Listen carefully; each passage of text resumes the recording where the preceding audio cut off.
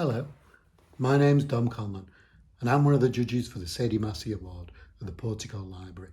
And I'm here to encourage you all to read and to write a review of something really personal, a book that you've read, and it can be fact or fiction or poetry. And I want it to be personal to you. So I thought I'd come along today and I'd read you something from some of my books. And I've written quite a lot because I love poetry and I love things about facts, about space. And I began by writing Astropoetica, which is all poetry to help my young son at the time to learn all about space. But I've also written and read books like this, the Wild Wanderers series, which are for perhaps ages 4 and up, and they talk in poetic language about the world around us, a marvellous world that we live in. And we start here with Grow Tree Grow, we have Shine Star Shine, we have Blow Wind Blow, we have Swim Shark Swim, and the book that began it all, Leap Hare Leap. What I thought I'd do today was to read you two things. A poem from my book, This Rock, That Rock, which is illustrated by Vivian Schwartz.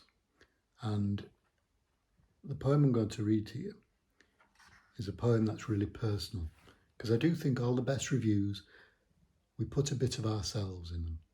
And the book that speaks to us on a personal level. So this poem is called Quietly Remarkable. You can see the illustration there by Vivian. You're never first, you're sometimes last, and lessons don't sink in so fast. It feels as though your other mates are quick to speak in class debates. But you're the moon and that's okay. You're doing fine, you're here to stay. Quietly remarkable.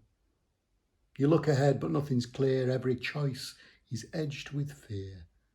You don't know what you'd like to do. The jobs you see don't feel quite you, but you're the moon, and that's okay. You're doing fine, you're here to stay. Quietly remarkable. You're doing good when that one friend turns to you in the end, and you're right there to help them out, to show them what the world's about, because you see it through your eyes, and no one else can be as wise and quietly remarkable, because you're the moon and that's okay. You're doing fine, you're here to stay, quietly remarkable. That poem's a really personal poem for me because, and it would have spoken to me, and it spoke to me to make me write it, because I was never first in class and I kind of muddled along trying to find the things that interested me. And eventually I did. And eventually I found that I loved space and I loved the world around us, the natural world of animals and insects and birds and trees, and I love that. And this book I'm going to read to you is a book about facts. It's about what happens when one girl wants to go to the moon. She wants to build her own spaceship. And the reasons she has for going are really personal too. So if I was reviewing this book, I'd see if there was a connection between me and Matilda about why she wanted to go to the moon. This book is illustrated by Heidi Cannon. And we'll start, see the illustration there, with hello and goodbye. And this is the reason why Matilda wants to go to the moon. Hi, this is the Scientific Journal of Matilda Musk, written for all humankind in case I don't make it back. It contains all the research of my journey to the moon. I know, right? We've only just met and I'm saying that I'm out of here. And not just out of here, but way, way out of here. The reason I'm doing this is because everywhere I look, people on Earth are complaining. They're complaining about the weather, about the news, about school. Okay, that last one might just be my brother. They've stopped seeing what great things people are doing. And this has begun to get on my nerves. By landing on the moon, I can show everyone in the world that things aren't so bad, that we can do brilliant things. Like when Mrs. Hume Saw how Kareem, was upset when he struggled with his poetry. She told him to talk about science.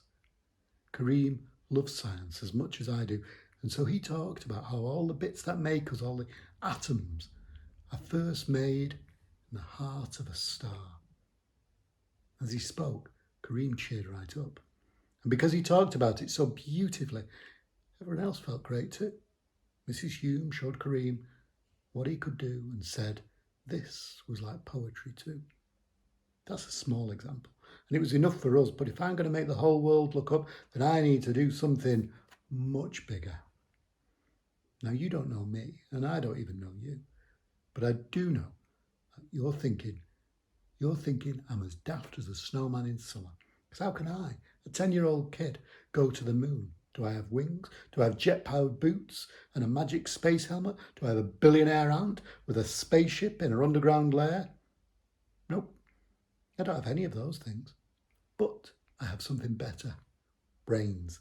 And I'm determined to use them to make the world look up. See, everyone smiles a lot more when things like the World Cup or the Olympics are on. It's as though we all really want to be happy, but feel like we need an excuse first, which is daft if you think about it. We need excuses to get out of the bad things in life, like detention or visiting cousins, but we don't need them to do great things. Seeing how Mrs. Hume encouraged Kareem has encouraged me too. So here's what I think. I think the problem is that we don't encourage each other enough. There are too many arguments, too much name calling, and too much telling each other that things suck. We're just not used to saying, you can do this anymore.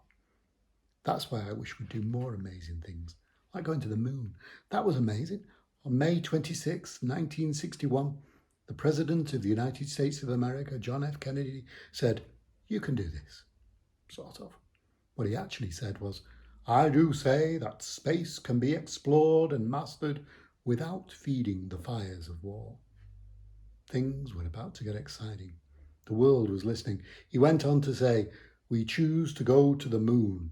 We choose to go to the moon in this decade and do the other things, not because they are easy, but because they are hard. In saying this, he challenged the people in his country to do an extraordinary thing, to send 3 people into space and put 2 of them on the moon. Wow, right? Wow. And they did it too. On July 20th, 1969, Neil Armstrong and Buzz Aldrin landed on the moon whilst Michael Collins stayed in orbit around it. More than 50 years have passed since then, since those 4 boots kicked up the lunar dust. 50 years since Neil Armstrong said, that's one small step for man, one giant leap for mankind. In that time, loads of other things have happened. Televisions became more popular. Then they became colour, then they became flat, and then they could fit into our lovely pockets. Computers were once the size of a house. Then there was one in every house. And then, yes, you guessed it, they could fit into our pockets. We got personal stereos. We got mobile phones, which fit into our pockets. And we got the internet. And we did all this in half a century. So I reckon that the older technology gets, the easier it becomes to make. At least, it does sometimes. I can build my own telephone and my own computer if I want to. I've looked on the internet and all the parts can be bought, and there are plenty of instructions on how to assemble them. I could even build a car. So if we can do all those things, how hard can it be to build an old spaceship and send it to the moon? That technology is now over 50 years old, which is like even older than my dad. And we've made miles better stuff since then. I may be just a kid, but kids do amazing things all the time. So this kid is going to find out how to build a spaceship. So you can do anything you want, and you can certainly review a book for the Sadie Massey Award. And I'm looking forward to reading them all and seeing how much they mean to you, how much that book is your book, how much it means to you. Good luck, everybody. Good luck, and I can't wait